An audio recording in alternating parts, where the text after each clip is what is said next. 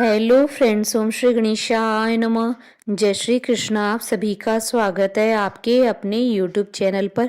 Friends, आज हम आपको इस वीडियो में बताने जा रहे हैं माघ मास की शुक्ल पक्ष की जया एकादशी का शुभ मुहूर्त, पूजा विधि, महत्व, व्रत कथा और उपायों के बारे में। फ्रेंड्स, वीडियो शुरू करने से पहले आपसे रिक्वेस्ट है, अगर आप हमारे चैनल पर नए हैं और आपने अभी तक चैनल को सब्सक्राइब नहीं किया है तो प्लीज़ सब्सक्राइब कीजिएगा चैनल को, साथ ही प्रेस कीजिएगा बेल आइकन को, जिससे नए वीडियोस से रिलेटेड नोटिफिकेशन आपको तुरंत प्राप्त हो सके। और वीडियो पसंद आने पर वीडियो को लाइक और शेयर जरूर कीजिएगा ताकि सभी भक्तों को इस वीडियो का लाभ प्राप्त हो सके। और कमेंट बॉक्स में जय श्री कृष्णा जरूर लिखिएगा। हिंदू पंचांग के अनुसार माघ महीने के शुक्ल पक्ष की एकादशी को जया एकादशी कहते हैं। इस एकादशी को अजा एकादशी भी कहते हैं। जया एकादशी को बहुत ही पुण्यदायी एकादशी माना जाता है।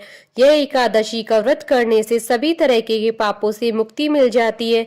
शास्त्रों के अनुसार इस एकादशी का व्रत करने से मनुष्य को भूत प्रेत पिशाच से मुक्ति मिल जाती है। मान्यता के अनुसार जो कोई भक्त जया एकादशी की व्रत का पालन सच्ची श्रद्धा के साथ करता है, उसे पुण्य की प्राप्ति होती है। इस दिन भगवान विष्णु का पूजन करने से सभी प्रकार के दोषों से मुक्ति मिलती है। साल 2023 में माघ मास की शुक्ल पक्ष की एकादशी तिथि 1 फरवरी 2023 बुधवार के दिन है।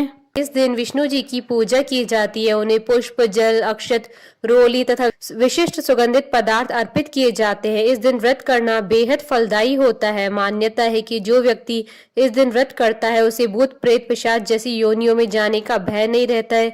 इससे व्यक्ति को उसके सभी कष्टों से मुक्ति मिल जाती है। हिंदू धर्म ग्रंथों में इसका महत्व बहुत अधिक बताया गया है। इसका उल्लेख भव्योत्तर पुराण और पद्म पुराण में भगवान कृष्ण और राजा युधिष्ठिर के बीच बातचीत के रूप में मौजूद है। इस दिन दान पुण्य का बहुत अधिक महत्व है। इस दिन जो व्यक्ति दान करता है वो कई गुण अर्जित करता है।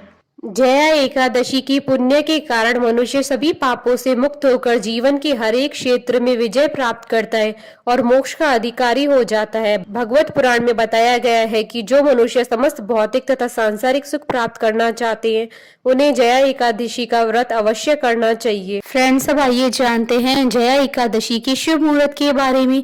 हिंदू पंचांग के अनुसार इस बार जया एकादशी 1 फरवरी 2023 बुधवार के दिन है।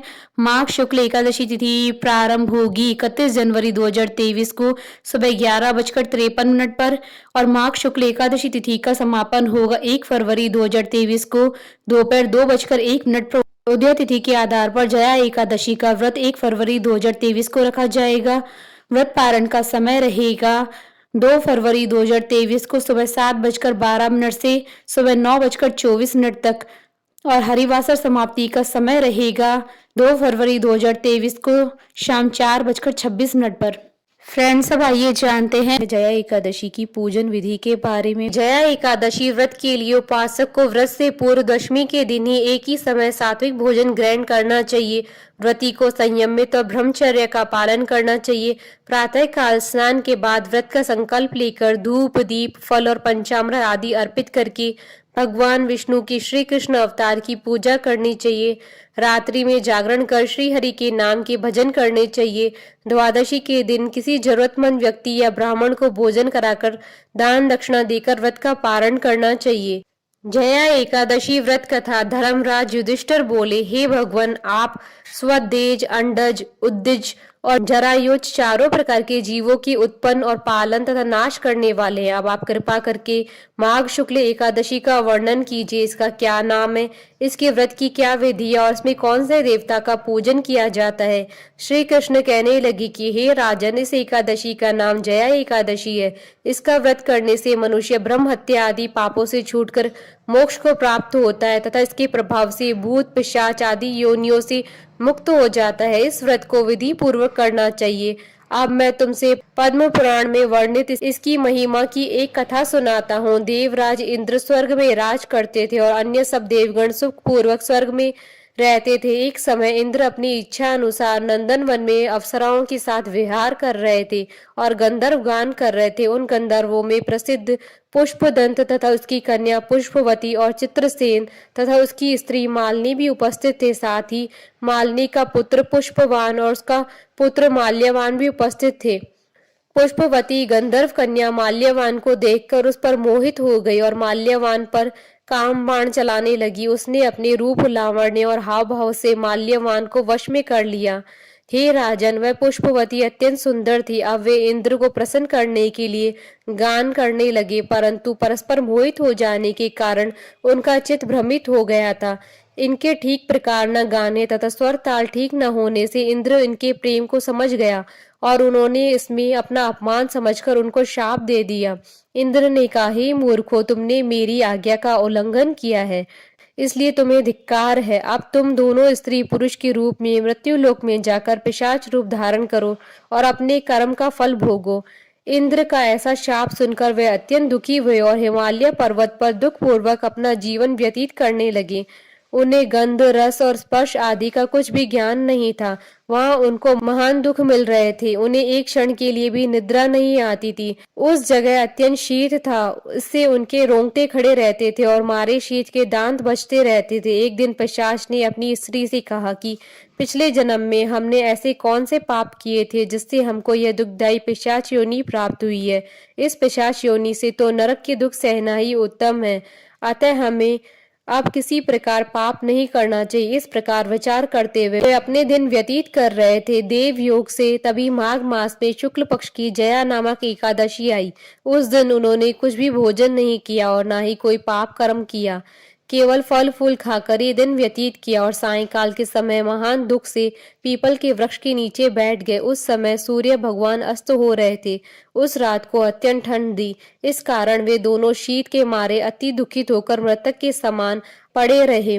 उस रात्रि को उनको निद्रा भी नहीं आई। हे राजन, जया एकादशी के उपवास और रात्रि के जागरण से दूसरे दिन प्रभात होते ही उनकी पिशाच योनि छूट गई। अत्यंत सुंदर गंधर्व और अप्सरा की देह धारण कर सुंदर वस्त्र आभूषणों से अलंकृत होकर उन्होंने स्वर्ग लोक को प्रस्थान किया।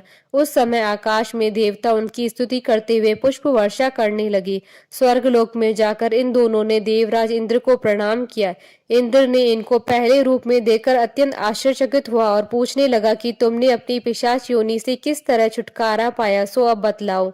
माल्यवान बोले कि हे देवेंद्र, भगवान विष्णु की कृपा और जया एकादशी के व्रत के प्रभाव से हमारी पिशाच देह छूटी है।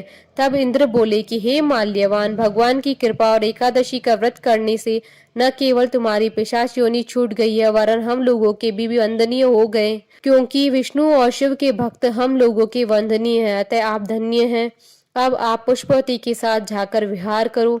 श्री कृष्ण कहने लगे कि हे राजा युधिष्ठिर, इस जया एकादशी के व्रत से बुरी योनि छूट जाती है। जिस मनुष्य ने इस एकादशी का व्रत किया है उसने मानो सब यज्ञ, जप, दान आदि कर लिए।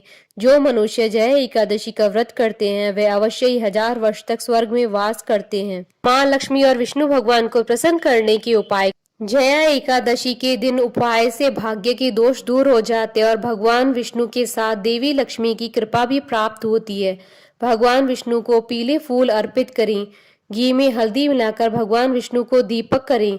पीपल के पत्ते पर दूध और केसर से बनी मिठाई रखकर भगवान को चढ़ाएं। एकादशी की शाम तुलसी के पौधे के सामने दीपक जलाएं। भगवान विष्णु को केले चढ़ाएं और गरीबों को भी केले बांट दें। भगवान विष्णु के साथ माँ लक्ष्मी का पूजन करें और गोमती चक्र और पीली कौड़ी भी पूजा में रखें। बोलिए माता लक्ष्मी की जय, भगवान विष्णु की जय, सनातन धर्म की जय। हमारे साथ इस वीडियो में अंत तक बने रहने के लिए आपका धन्यवाद। ओम श्री गणेशाय नमः। जय श्री कृष्णा।